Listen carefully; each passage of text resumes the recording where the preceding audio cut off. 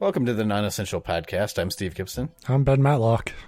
And that really threw me out. Something beeped right when I started talking. Yeah, but I know what it is, but it took a second. During the countdown on your end, it sounded like a tape got shoved into a tape recorder, like one of those old 90s sort of okay, we're going to record this entire conversation.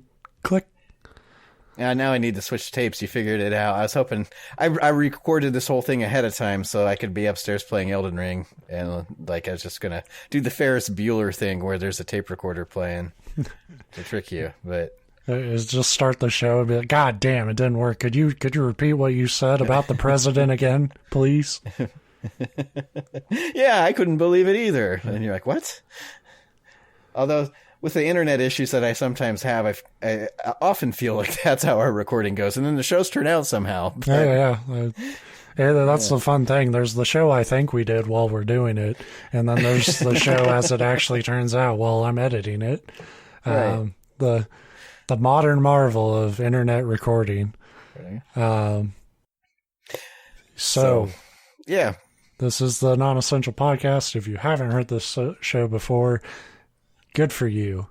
You're doing something right. Yeah. You made some good decisions, but you just took a hard left turn. Your mom's going to be disappointed after tonight. But you had a good run, but now we're here. And when we're here, we tell each other stories. They're about anything, everything, forever and ever. And that's the introduction. 90% of the time, they're what I have today. Creepypastas. Right on. And because you're really good at them. You pick stories that are long and they piss me off. And that's where the magic happens. And there's a good chance of that because this is one of those weeks where I kind of just skim the first two paragraphs and skim the last paragraph. I'm like, it's coherent. Well, I mean, as in it's legible. I don't know if the story's coherent, but it is one. I tend to gravitate towards the ones that at least sound like they're going to have some resonance with what's going on in my life. So this one is called A Month of Rain by Havoc 98. And we're in the springtime in Ohio. So I saw that and I'm like, yep, a month of rain sounds good. Cause it's really 2.5, 3 months of rain that we get here. And I know I'm preaching. Well, you're in a drier area, I think, of the state, aren't you? Yeah, but that's not saying much because a month of rain that's Seattle. That's the entire spring season over there. Here we could actually, we could get a day or two of sun. Yeah, it's okay.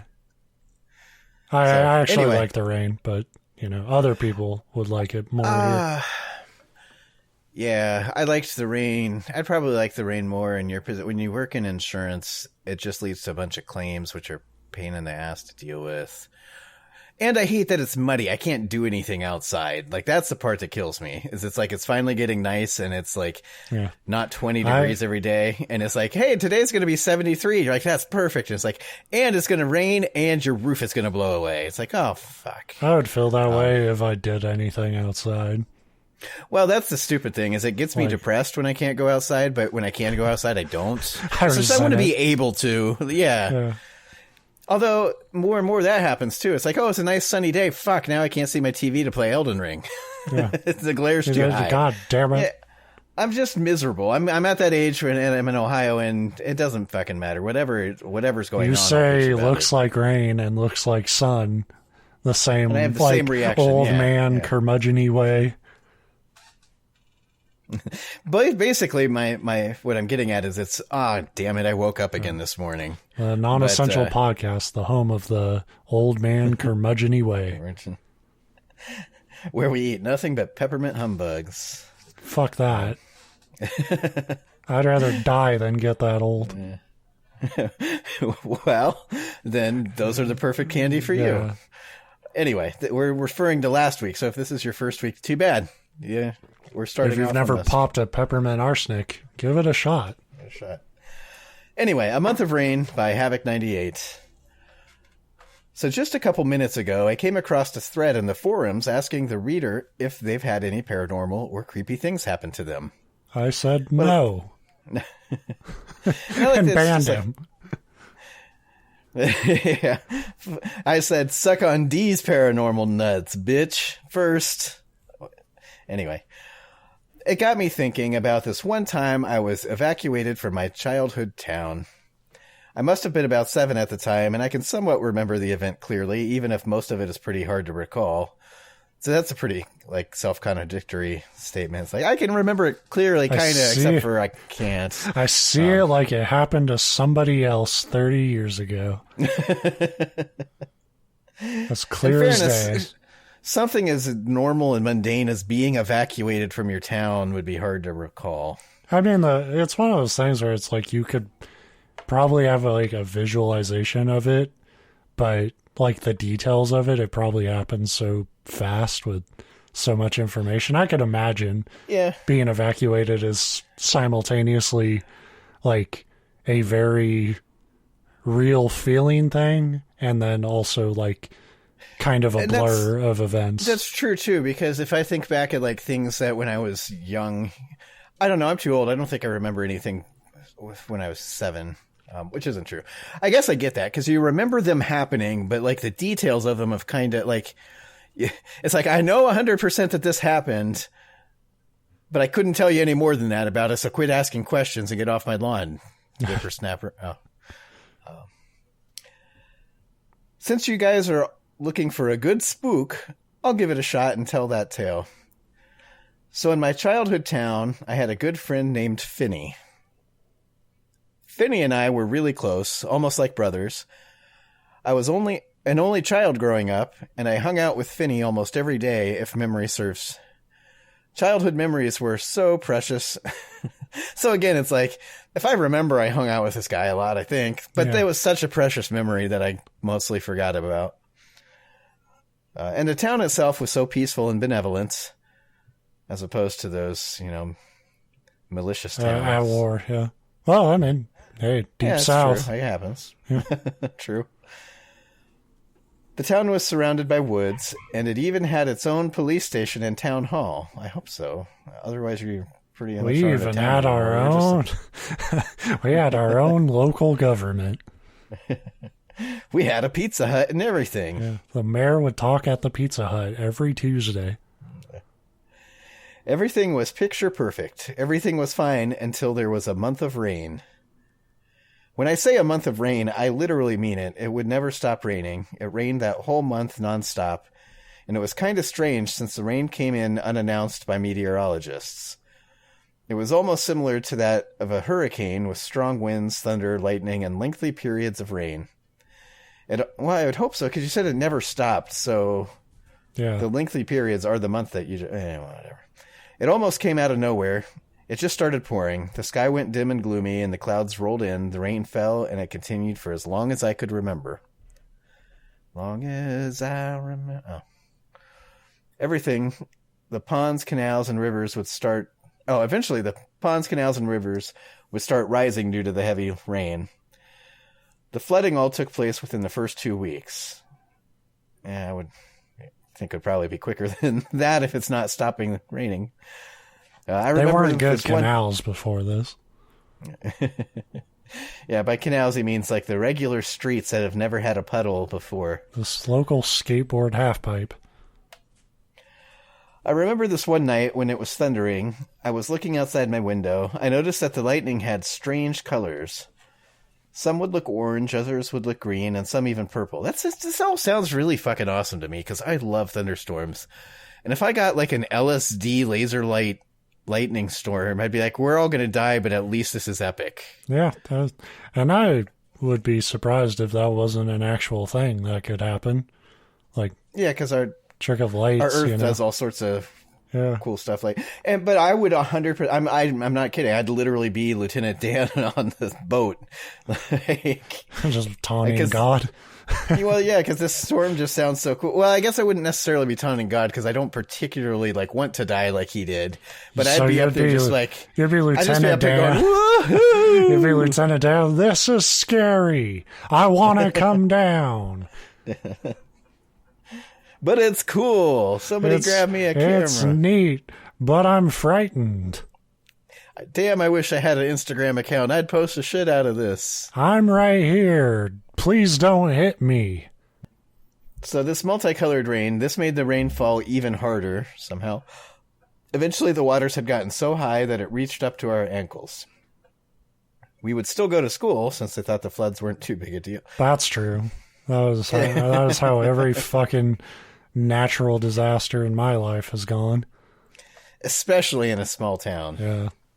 They'd be like, look, nobody's ever come along to tell us what to do in the event of a flood, so we're just going to keep doing our thing. We had a fucking windstorm in my town, and I've talked about it. We've had a few since, but we had one really bad one.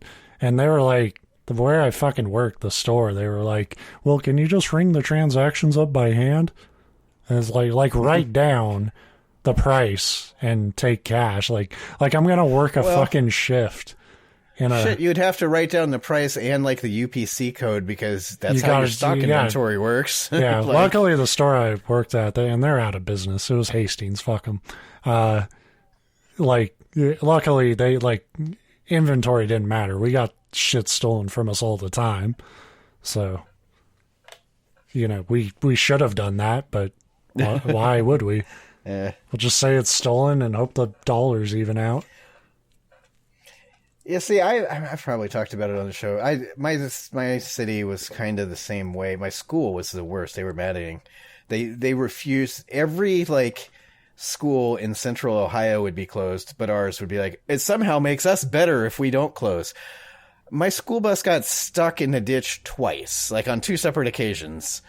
And the one time they wouldn't even send a second bus. They wouldn't let you off the bus because that's a liability thing. Because they're like, oh, if we let you off and something happens, we're at fault. Something already fucking happened. We're stuck in a ditch. You failed, and I'm not staying here. And the one time they wouldn't send a second bus right away because they're like, oh, the roads are too bad. We can't send another bus to get the kids that are stuck. It's like, well, then why'd you send the first one? The roads were just as fucking bad then, assholes. We just learned this. We got word from one of our buses that the roads were bad. So you're right. I could totally see water up to your ankles across the whole town. Not just in some parts. It's your entire town is literally submerged. You would just get if you were a parent, you would just get a pissy email we hope you have a canoe ready. Yeah, this is your responsibility. When you had children, you should have thought of this being a possibility. Now get them to school right now or we're calling the cops. From the sounds of this one town, get to school or else we're calling the cop. Yeah. And Billy will be pissed if he has to come out to your place. Anyway. We'd still go to school. They thought the floods weren't too big a deal. They made us wear raincoats, boots. Well, fuck that. You can't tell me that I have to wear a raincoat. When I was a kid, when I was in school, that was one of the pleasures of having shitty weather. It's fuck it. We're going to just play in this water that's probably going to give us staph and kill us. Hell yeah, dude. They made us take umbrellas with us every day. We all took notice that there was an outbreak of insomnia among us children at the time, ever since the rain arrived.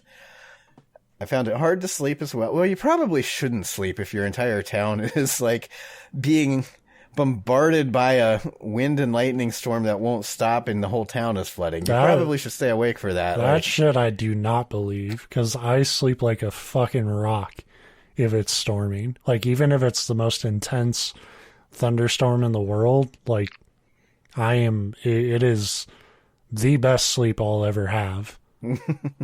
I have slept through a number of tornado watch it. I always forget which one's worse, warning or watch, because really, if you tell me either's in the area, I'm going to take him with the equal seriousness, which is probably not quite the seriousness I should take him with, but it's more than nothing. Right. Basically, I'll look out the window occasionally. But I've slept through a number of those. And now I sleep with earbuds in, so you really, when I've just kind of decided if a tornado strikes at night, I'm probably going to die. And it's it was my time. It was better to die in my sleep to a tornado than wake up. Some people can say shit like that, and I'll be like, wow, what a sense of inner peace. And I know it's just that lazy quitter in you. I don't want to get out of bed. I'm tired. I just know there's living sounds like a lot of hassle. It's like, It's no, like I we could survive, but I've got bills, and I'd probably if have we to go to work leave right tomorrow. now, we'll escape the tornado easily. And it's like, but I'm tired. Yeah. If it's my time, it's my time. It's like, no, you've got 4 days to get out. They've called this one in That advance. is, you're like the equivalent of like people like in my state, Washington, we have Mount St. Helens, and when it erupts, like a lot of people live on it, and every time it's about to erupt or do some shit, they go up to like these old people and be like, you know, we have plenty of time. You could pack your shit and like get out of here. And they're just like, nah. Which on one level I respect, on another level I'm like, that's... No, those people drive me. I don't actually want to die if I was in like the hurricane zone. Or the only thing that would maybe make me stay at home in like these hurricane areas is the traffic. I fucking hate traffic. They'd be like, evacuate. Be like, no. That sounds like a hassle. In their case, I understand it because it's like you're fucking 70. Your life has culminated to you have this house on a volcano. You're probably cool. You probably accepted a long time ago that plus you're looking at. It's like you're old. You're probably in that boat where you're like, meh, damn it, I woke up again. Plus, you're telling them the alternative is hop in a car and lose everything at 70. You want to start over now? Yeah. It's like, fuck that. The problem with Mount St. Helens, though, is you imagine a volcano erupting and you get obliterated like fucking Pompeii, but more likely it's the shitty mudslide that like knocks you and your whole house off the mountain. Like, yeah, I've read about like that. What was it in the 80s? Was it the 80s or 70s? The last time it 80s, I think. Yeah, I thought it was early 80s because I think I was alive, but I was too young to like. I would never have seen the news on it and stuff. When it erupted, I know it coated like my town in fucking ash. That's the thing is like what I read from the fatalities. It's like I think there was only like 3 or 4 people that were basically like vaporized instantly because they were so close to it, and the rest was all a more smothering, still pretty quick but awful for yeah, really not how I would want to go. Right. Although there's a whole lot of ways I don't want to go. Like I said, we're joking about this, but I don't particularly want to die, and there's a whole bunch of things on the top of the list of ways I don't want to die. But anyway. How do you want to die? I think for me, jousting. Yes. Yeah. Dying in your sleep sounds good, but dying on the end of a lance on top of a charging horse, that sounds way better. I just want Heath Ledger to come back from the dead and break a lance right on my heart and fucking kill me. It's something epic like that, like being mauled by a tiger while swimming with the sharks. Like, they'd be like, whoa, that was so fucking unexpected. You're swimming with the sharks and a tiger just jumps in the ocean and eats you. Cause of death? Like, no fucking idea. There were so many animals involved. The entire animal kingdom was just like, fuck this guy. Yeah, and a fucking bear like belly flopped on him and that could have broke his neck. We have no idea. Oddly enough, it's like a video game. All the animals just scattered afterwards. They didn't fight each other. So anyway, all this rain, lightning, they're still going to school, but kids aren't sleeping. Shit sucks. I found it hard to sleep as well, and it was one of the many reasons I looked at the lightning at night. Also, it's fucking cool. Like, storms at night are the best. We all felt so drawn to the rain and found it strangely soothing and calming. The lights continued in the sky every night until eventually there was the loudest thunderstrike. At least I thought it was. I bet it woke the whole town up, especially the kids, because you just said they weren't sleeping. It struck somewhere within the woods, and then things got weird, because they weren't weird yet. No. Every night we'd hear weird noises, voices, whispers, and scratching outside. Sinkholes or burrows could be found all over the patios, lawns, gardens, and woods. The water rose up to our waists, and eventually school was called off on occasion. Here and there. Well, maybe a half day on Thursdays. Because that's like what they would do. Like, I remember high school, it was like, Thursday, it's a late start. It's like, do that shit on a Friday. Like, what the fuck? Right. I used to get so mad. Our school started this where you'd go back to school in the summer. You know, at the end of summer, you'd go back to school like the Thursday before Labor Day weekend.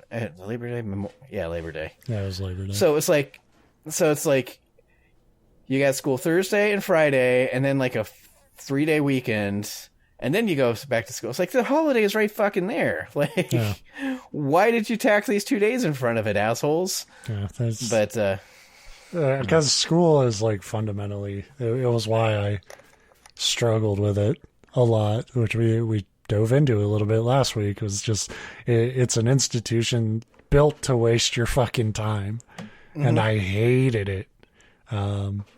College is a little better because you get a little more say in what you're doing. But yeah. The best part about college is if you decide I don't want to go to class today, you don't go to class today. Yeah. And as long you as you didn't don't have a fail, teacher. you You didn't have a teacher on your ass about it either. It's like, hey, that's your call. I had a couple professors that were, and they were always assholes and nobody liked.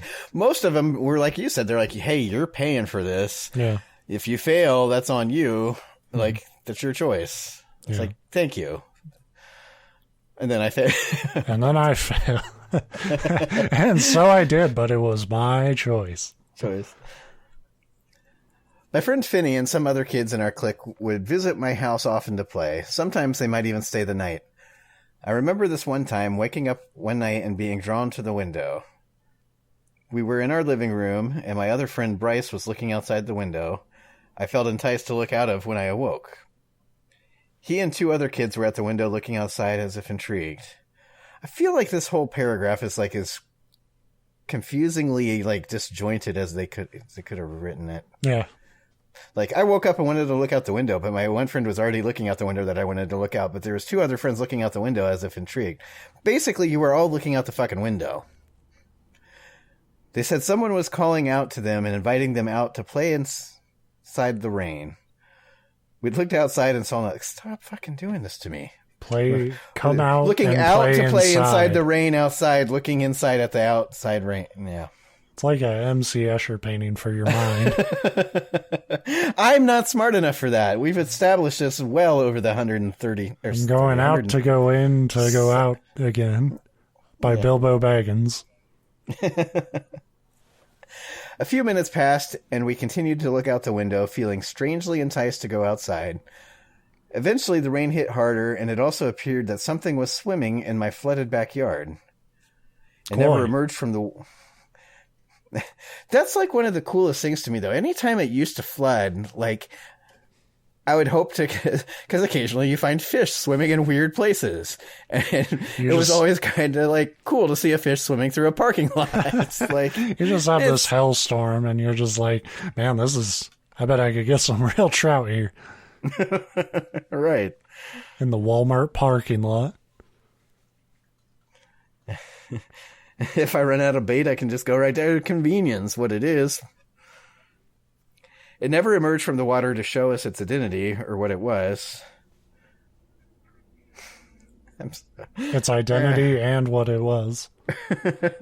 Like it's going to be John F. Kennedy. Excuse me for a second while I go Google the definition of identity, because apparently that word doesn't mean what I've always thought it means. Yeah, we just assumed it was the rain making weird patterns in the water as it hit. The urge to go outside remained, and we began hearing whispers again. They usually ranged from, come outside, it's safe, or come play with us. Most of what someone would say to convince a child to come out of a hiding spot. So basically, this is some, like, aquatic pedophile stuff going on out there. Come on, kids. It'll be fun. There's I've got candy. Fucking white van under the ocean. That's what was swimming around that wouldn't identify its identity. My dad came home and we pretended to sleep since it was way past our bedtimes. My dad was a police officer, was probably the police officer from the sounds of it, and was working hard lately, but my friends and I did not know why. I remember my dad walking in and speaking to my mother. He said that kids were disappearing one by one. They've had no luck catching the kidnapper, and that the abductions were taking place much more frequently. Which is something that was good to keep quiet, right? Like, you don't...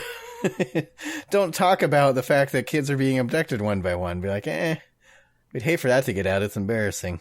Yeah. That is something that happens, though, in, like, natural disaster areas, like, you know, Katrina and shit, like, crimes like serial killing and abductions and shit, because you can't keep track of it because you're in like an emergency state. It's a really eerie thing. Like, but that's different. This says that they know it's going on, but they're like, but apparently, no, I'm assuming it's not. Well, you know what's going on, but like, how do you keep track of it? You're fucking, you're wading down the road in fucking catfish gear. And that's, and like you said, in a catastrophe, like, it's hard to, like, communications and down and stuff, which just brings me to this thought I just had while you were saying that, where seems like a small, picturesque, idyllic town. They've got some really good fucking infrastructure, because it sounds like their plumbing's still working, despite there being water up to your waist. I think he's leaving out some details. I'm sure the school it doesn't have fucking power and shit. I was going to say, it sounds like kids are just coming over to just like spend the night and play. So they're making it sound like power and phones and everything are still up, because parents, you know, as a parent myself, if I couldn't like call other houses and keep track of my daughter and it's raining and flooding, I wouldn't be like, yeah, go over to Jimmy's. I'm sure it'll be fine. Take the good canoe. Leave the good canoe for dad. And again, the water's up to their waist. If you've seen floodwater up to like past your ankle is dangerous because it'll sweep you off your feet. And they're all just like, yeah, we're just swimming around to each other's houses. Like, how are they getting around? I'm confused. Anyway, it's best not to think about these things when reading a creepypasta. It was true, Walter, Lee, Jennifer, and many others didn't show up at school or any type of meeting place that we would visit. I remember his face being so discouraged and worried, almost sickened. I remember my mom and dad's conversation as my friends and I lied awake listening to every detail. We couldn't find a single trace. Some were even taken from home, and there were no signs of forced entry, he said. My mother sat next to him trying to comfort him. Other conversations went on, but nothing too relevant to what was happening at the time, and they eventually went to bed. However, before they did, they made they made sure to lock all the doors and closets and curtains. We had to listen to that too. And that really made us want to go out to the outside rain. My friends and I stayed up talking about what we'd just heard and made up our own little ideas on what was happening, but all too childish. From time to time, the whispers would return and wake us up. Sometimes it was even scratching or clawing at the walls or windows. We wouldn't dare open the curtains and see what it was for ourselves. Who could blame us? I mean, there was a madman that kidnapped children on the loose. These events went on for weeks, and the kidnappings only got worse. Houses were found empty in the morning, and sometimes some kids would be left behind, too traumatized to speak.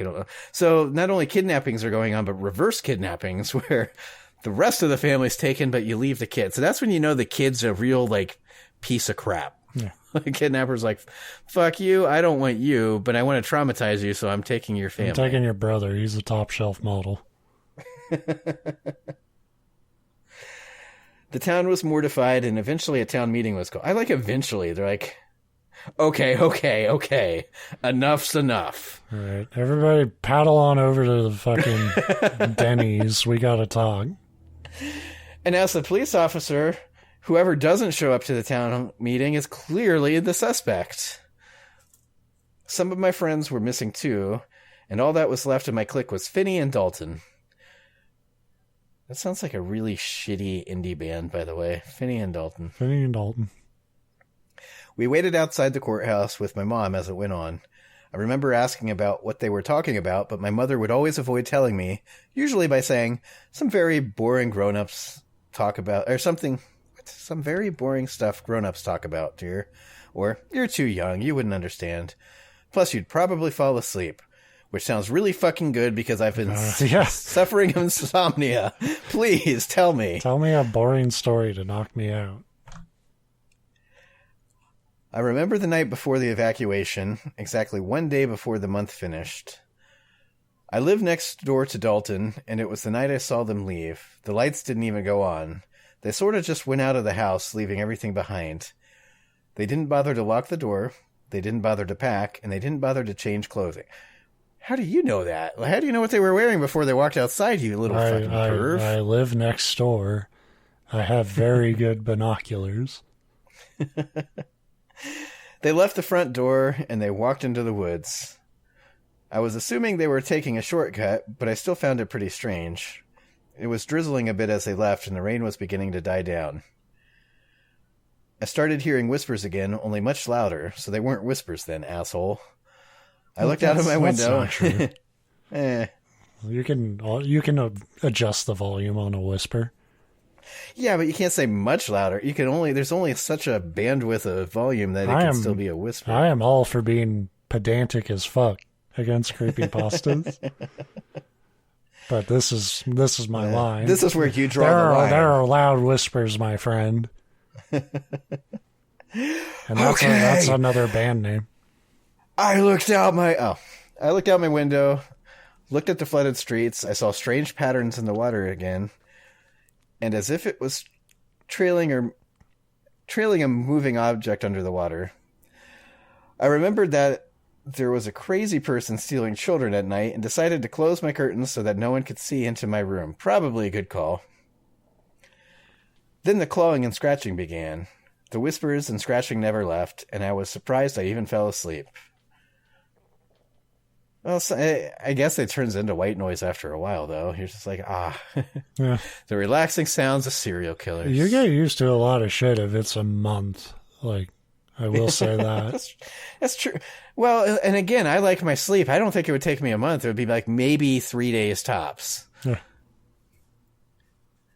I was woken up by my mother and the sound of the emergency evacuation alarm that they finally decided to set the fuck off. I was too groggy to panic. And when there's like 10 people to evacuate. Yeah. It's just his dad back at the police station doing one of those old-timey crank alarms. Like, come on, you two. The whole town's evacuating. Us three. We were going through our escape route that went through higher terrain within the woods, and we took a dirt road. As we plodded through the water, we met with Finney and his mother. They both talked for a while as we paused, awaiting others to join us. My father and a couple of his squad, and he doesn't mean the police squad, he's just his boys' squad. You know, it's our dad's squad. Came through the road club. bearing shotguns and flashlights, because they were going to shoot this fucking rain if it's the last thing that they did.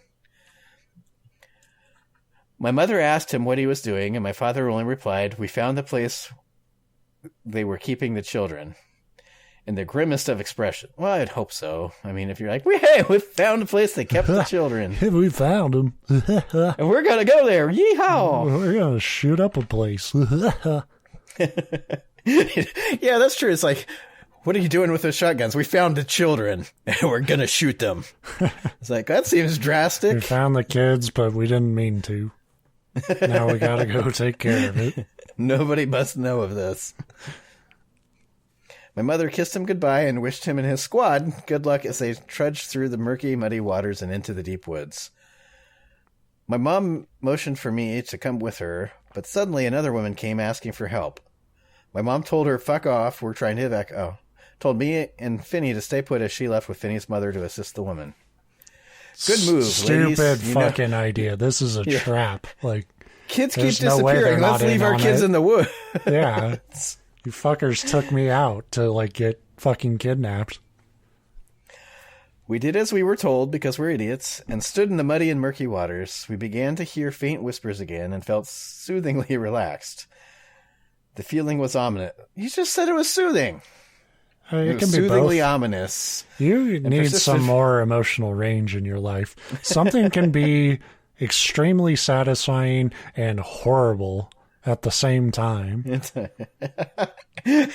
Have these stories not taught you anything? Is that like when you're hooking up with a girl that you know you shouldn't? And you might shit your pants? Yes. Okay. Now you're talking my language. I get it now. I'm talking about a rush. You've had to put it in terms that I can understand. The feeling was ominous, and it persisted for the duration that we spent waiting for our mothers to return. I remember tripping into the water, or so I thought, until I couldn't seem to stand up. I panicked when I felt a force pulling me into the water, and as I heard Finney's panic screams, I felt a hand grab tightly onto my shoulder and pull me to the surface. My mother carried me and placed me onto a nearby fence. How do you play? I guess, never mind. And checked on me. I just feel like there's better places to sit a kid than, like, on a fence. I thought I probably tripped into a sinkhole or a deep area of the trail since there were many holes around here. I noticed Finney's mother calling out his name and searching everywhere for him. I didn't realize that Finney had fallen in with me, too. I continued thinking it was a sinkhole we slipped into, and that's what I told Finney's mother and my mom. That is, until I felt a throbbing pain and a bruise on my ankle. Suddenly, I realized my ankle couldn't get bruised in a sinkhole. Upon inspecting it, we found that a skinny, bony handprint was left on it. Another loud crash of lightning occurred, and it began to rain again. We eventually reached high ground, and we got into the bushes. So as we all three of you, did Finney's mom just like, fuck it. It's raining again. Finney can fend for himself. In cars that waited for us, many of the cars there were loved ones and family that came to pick up the townspeople that evacuated. We found that my uncle was waiting for us, and we got in his car. I didn't see my dad or Finney at the evacuation area. Come to think of it, I never saw my dad or his squad again. Huh. Come to think of it. Now you mention it, Pa is gone. I'm a 30-year-old man, but... Wait a minute. You know what? He still hasn't come home. Wow. That's a line. You know what? I never thought of it till now, but he never came back, did he? I bet it's related to all that weird stuff that I vaguely remember clearly, kind of, from when I was 7. I have come to think of it in the strongest terms. I'm starting to question his entire story. Like, I'm thinking this guy just... This is a really bad killer, like, being like, you know what, now you mention it, I haven't seen my dad in 15 years. They were announced missing, and to this day, I'm still not sure what happened to them, because I just realized that they're gone. Finney, along with all the other children. I am certain of one thing, there was something in the water. The end. I don't think you can back that up. You haven't presented nearly enough evidence to me to convince me there's someone in the water. I don't know. Like I said, that whole, like, now that you mention it, my dad's been gone for this whole time. You know what? Kind of throws the rest of the story into doubt. Yeah. I never saw him or his armed militia ever again. That's a weird one. I like it. It's going for kind of that Stephen King, The Fog vibe. I don't know if you've ever watched I've not seen the movie. I read the original kind of short. Was it The Fog or was it The Mist? Or The Mist. You're right. The Mist. And there was kind of reminded me, although only because of the rain. Everything reminds me of Ray Bradbury because I liked him. But he had a story about a colony on some distant planet, but the planet, it rained every day except for like one day of the year. And so at first I was kind of picturing that, like, but more the Mist type thing. And there's other horror stories in that vein. And so I can kind of see that idea. Yeah. It was really hurt by some.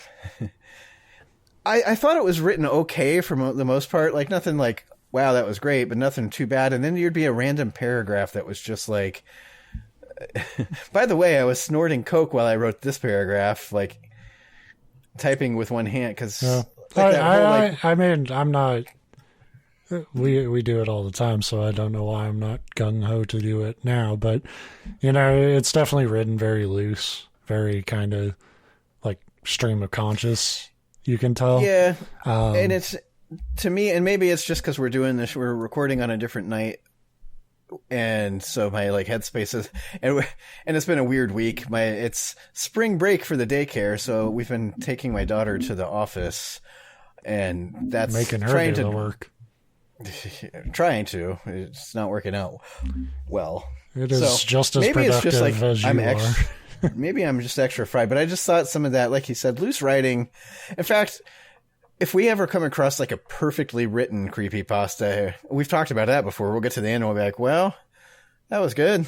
Like we've had a couple that have been. We've had some that near, yeah.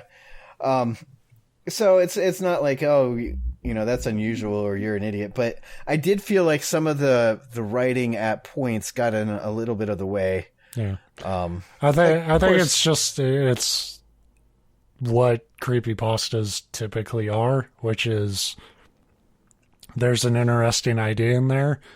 And you're trying to, it feels less like you're trying to craft a story and more you're just trying to flesh out that idea like on paper, you know? Yeah. Which isn't that's what we say on these, like they're writing exercises. It's not about, you know, trying to make a fucking perfect horror story on your first go around. But it does lead to a pretty, like it's a very mixed story without much of a payoff. You know, because though it kind of highlights, because a lot of these times we'll read these stories and I'll talk about how like it's like, yeah, that one wasn't great, but it almost is like you said, it's such a interesting kernel of idea in there, or even more than a kernel sometimes, just like an interesting overall idea, just not executed. That there's been a lot of times at the end, it's like, man, I'm half tempted to go off and like write my version of the story. Yeah. And then I never do because A, I'm lazy, and B, it kind of feels douchey to take something that wasn't meant to be like a published work and then be like, I can do this better. So the person that wrote it could do it better, I'm sure. Right. Yeah, totally. And then on top of that, better is a relative term anyway. Yeah. But where I'm going with it, this does kind of highlight, now that I think of it this way, that because anybody, and I know you love writing and you've done a lot of writing and you've studied writing. One of the big things that you always hear from writers that are like one of the types of things you can do to get better or just get ideas if you've got writer's block or struggling, it's like, just sit down and just write. Don't think about it. Just write. It'll be crap, but put it down. And you're always like, that seems good, but I never do it. Yeah. And but they're not wrong, because if you spit out something like this and you come back to it a month later, you could be like, yeah, this was crap, but yeah, like it's fun. Like it's fun to riff on it and joke about it and stuff. But I'm also like a firm believer. It's a reason why I'm a fan of these. Like I'm a firm believer that it is vital to writers to do shit like this. And I think it's interesting, and I appreciate that they're willing to kind of put their process out there.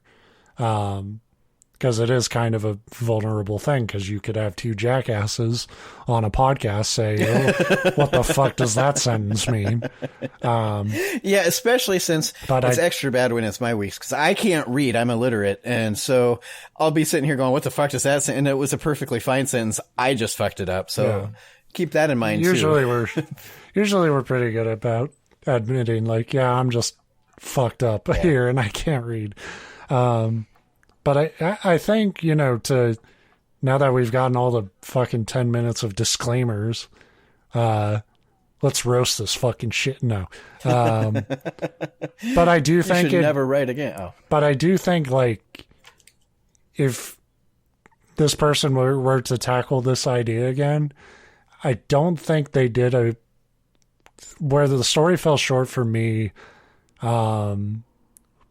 Like, you didn't really establish an internet, like, to me, an interesting supernatural threat to the rain until the end, until like the very end, when it's like there's a handprint on there. Other than that, like, just like clawing at the window, like, that's a good tease in like the first act.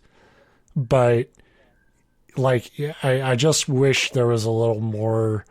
Like, it felt like, okay, there's some fucking animalistic clawing happening outside. And then just at the end, oh, my friend's gone, and my dad, too. Especially, you know what, for some reason, because the most implausible part about it, we kind of joked about it, but, like, all of this going on, and for, like, it sounds like 3.5 weeks out of this month, the town just like stubbornly decided to keep doing things as normal, like going to school despite flooding and kids disappearing. I have no problem with that because look at how our country handled COVID. But where I'm going with this is that what they did in doing that without a specific reason, because it never at the end paid off for a reason why they had to make it drag on for a month, other than like to make it a month of rain, for the title. But what you're doing is you're taking what could be a very urgent, much more tense conflict, and you're kind of like diluting it by like putting no sense of urgency behind it. Like, yeah, this stuff's happening. Well, but we just kind of ignored the it. rain itself is not initially the culprit. Like, I don't have a problem with like the problem with the town doesn't start happening until the missing kids. So I get that. Like you don't really, it's not really confirmed until the end that like, oh, it's the rain doing all this shit. Like, it is because it's absurd paranormal rain. But, as a town, like, that's what I mean is like, it's totally believable to me that a town would be like, well, fucked up weather, ain't it? And they would say that for 3 weeks while it stays the same fucked up weather. And it would only be once it starts hitting home and weird shit starts happening to individuals that suddenly it's like, we're going to fucking freak out. So that really doesn't bother me, like the timeline of it. But I do think it could have been built up a little more, and it's not that I need it all explained. I think that would be an okay ending on its own if there was a little more established. Because to me, it's like it almost glosses over the character having the biggest threat happen to them personally. Because it's literally just like one sentence of, and then I fell in the water. And it's... Or I thought I fell until I got pulled up, and then I had a handprint, and my friend was like, gone. oh, whoa. Yeah. Which, which again, like, that could be scary at setting something up, but that's not your finale. Like, I think you need a little bit more. I want to know what happened to, like, the story should have veered off and followed Dad and Squad. As they go marching into the rain with shotguns. Yeah. Because I picture that. That was a very realistic thing, because we live in a country where no matter what the threat is, you grab guns. Yeah. Like, there was people rushing out to buy guns when COVID broke out as if you were going to shoot away this disease. Yeah. Right. I get that their thoughts were actually about, well, people are going to loot and this and that. You fuck off. I mean, that's somebody's response when a fucking team wins a baseball game. Is like, right. We got looters. I don't mind leaving that to the imagination. Like I said, like, to me, it's like you're writing from the kid's perspective. So I get that. But to me, and it's kind of interesting when I'm thinking about this story and this idea, like, me, I have zero patience or attention span, and I'm constantly like, edit shit down, get it down to the bare bones. What's the point? Tell me the point. Yeah, get to the fucking thing. And there is parts of this story, like all of them, that could be edited down. Like, but as far as like the key ideas, I actually think this is one of the few times where I'd be like, this story needs more. You need to flesh it out more, add more events that happen up to the evacuation point. Because you need to establish that, you need to do more to establish that this water is a growing threat in this town. And do it through the lens of your main character, who's not, at this point, the problem with doing a story from his perspective as is, he or her, but doing the story from that perspective of the kid is that the kid is literally oblivious to it all. Right. Right. So yeah, like, couldn't it, that could be an interesting, like, rehash of it is where it's the kid not just writing like a forum post about like, oh, you want something spooky? Well, here's this thing that I kind of remember happening, and then this like what should be a hugely traumatic thing, which culminates in, by the way, I haven't seen my dad since then. Yeah. But anyway, instead of like that whole thing, like maybe this kid, it's him getting on and typing a forum post about he just found his dad's like notes from the time, and then tell it from the policeman's perspective, like who did seem to know a little bit more about, like still maybe not exactly what was going on, but that is interesting. You just reminded me that this started as a forum, a proper creepypasta, in that it started as a kind of fake forum post. Right. And that would actually, and that would actually be a better, I think a more interesting way to tell it is not just one person saying this happened to me, but doing it as a forum thread of a bunch of users collaborating what happened in this town. Especially if through either trauma or paranormal, like, because like I said, he starts with like, I kind of clearly remember, it's a little fuzzy, but, I think I have the details. And he goes on to like explain an event in which every kid in his town almost disappeared and is never found. His dad disappears and is never found. His best friend is killed almost like in front of him, basically.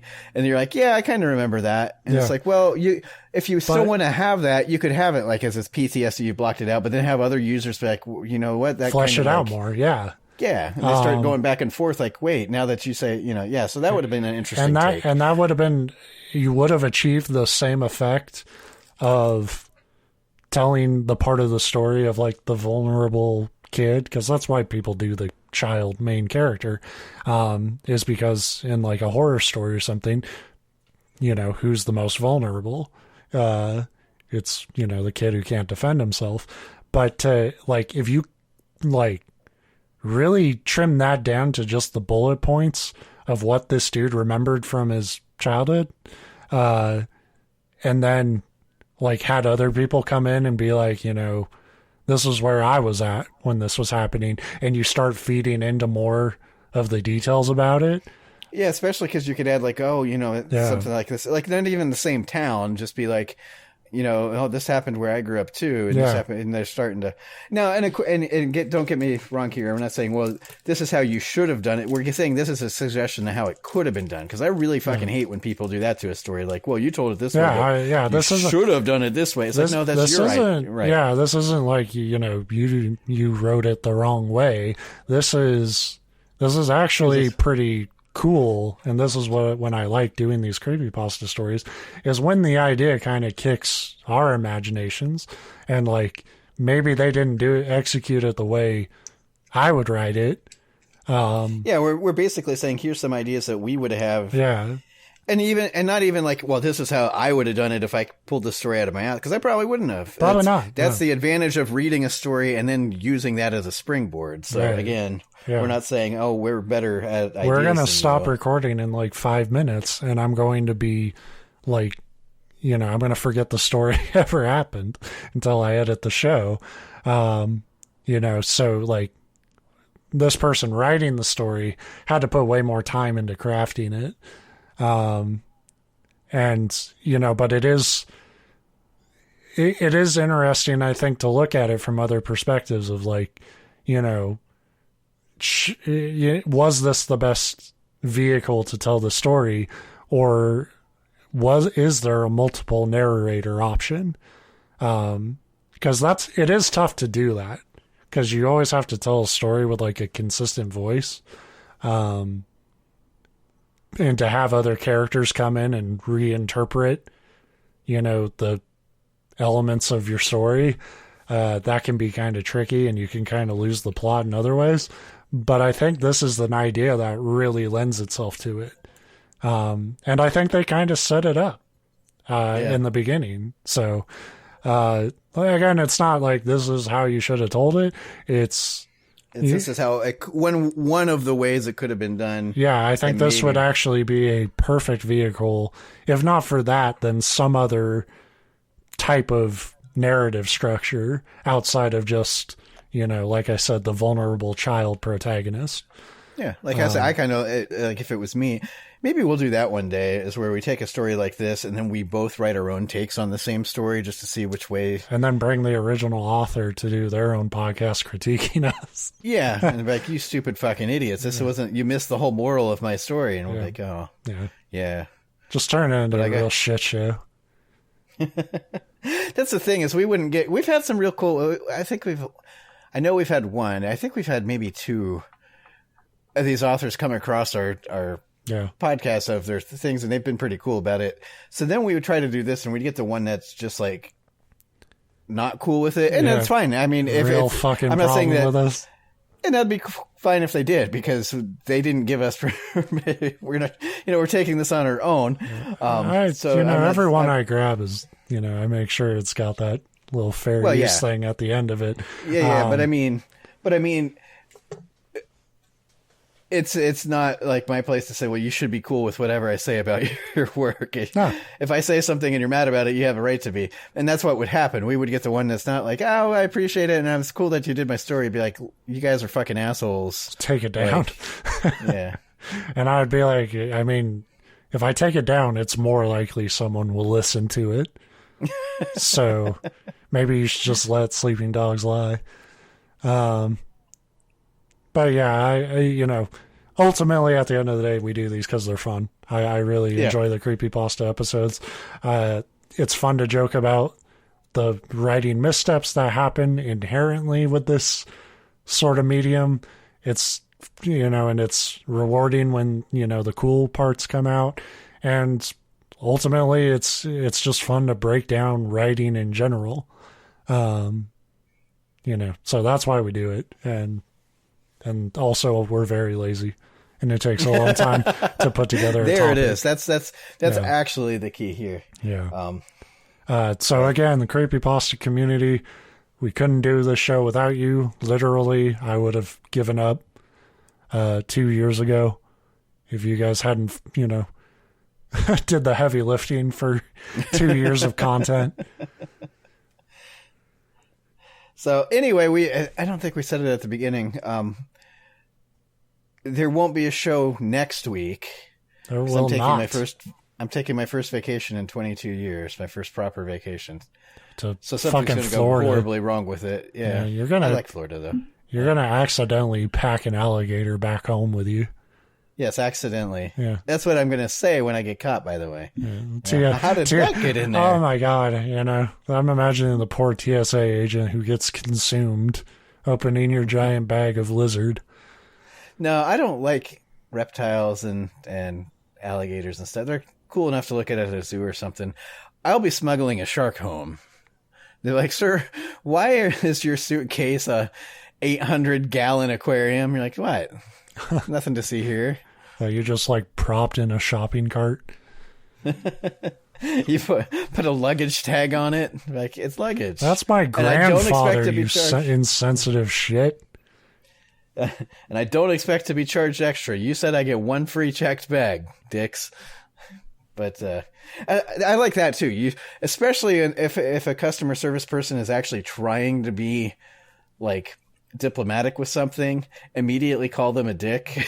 Yeah. Like, you escalate. Don't wait for them.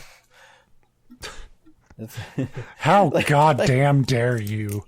Like, that's your homework for the week that we're gone, is go out to eat at some place that you have to put your name on a waiting list. And then when they call somebody else's name, go up and try to sit down. And when they politely try to explain that it's not your name, call them a dick. Like, immediately. Like, this is some sort of goddamn fucking joke. You dick. You dick. We're like the fucking mild-mannered Fight Club. It's like, we got a homework assignment for you. Go and, call somebody a dick and run before they can slap you. No. This is what, especially me, if it was like in real life, it'd be like, go do this and call him a dick. And then you would call apologize him a dick profusely and give him a really big tip. Yeah. Anyway, I don't know what we're even talking about anymore. So it's probably the time to end this show. Yeah. So, like he said, no show next week. Probably we'll be back the next week, but, follow the Twitter account at Non-Essential Pod. When we remember, we'll try to post updates there. Now, speak for yourself. I'm going to be at a beach, so I'm not doing shit. Okay. Yeah. Don't. That's not true. I'll be away from Twitter for like a day and a half and like get the shakes. Yeah. Anyway. So yeah, thanks for listening. We'll see you eventually. Eventually.